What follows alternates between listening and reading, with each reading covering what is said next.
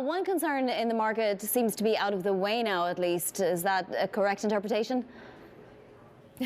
Yeah, that's right, Vonnie, because really for much of Tuesday, we were very much up in the air on whether this could be achieved at all. But Adani Group has managed to fill its order book for the follow-on share sale. So that's going to raise $2.5 billion for Adani Enterprises, which is the flagship business unit. But what is really interesting is when you break this down and take a look at where the demand exactly is coming from, because at around 10:30 a.m. local time on Tuesday, this FPO was only about 6% subscribed. And then there was a last-minute surge in demand, but it came from the institutional side. So these are companies that already had existing investments with Adani, like Abu Dhabi's IHC, Goldman Sachs, others. So it's a victory, but of sorts for Adani, because the allegations from the US short seller Hindenburg had put the entire thing in doubt.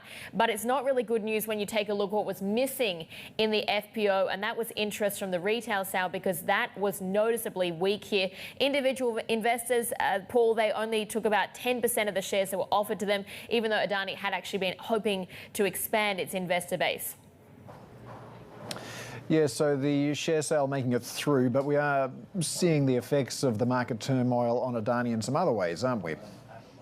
Yeah, that's right, Paul. You can take a look at this in a couple of different ways. So the first one is some exclusive reporting that we had at Bloomberg around collateral, and what we understand from the market sell-off in Adani stock, that it's actually been forced to pledge more shares to top up a big $1 billion loan from banks. So this is, we're talking about $300 million more in shares that needed to be pledged to cover $1 billion lent from the likes of Barclays, others. And that's because the top-up level was triggered here. So the loan was given out at shares being pledged at 2.5 times the amount, and then the replenishment level that was set at 2 times the amount. So it really does speak to the level of the market sell-off that we've seen in the stock over the past few days. And then on a personal level as well, you can take a look at where Adani is now standing in the rich rankings, because he's actually slipped out of the top 10 wealthiest people in the world. He's actually now come in at number 11. He was at number 4 just a few days ago. So we're talking about a loss of around $35 billion in 3 days. So he's now just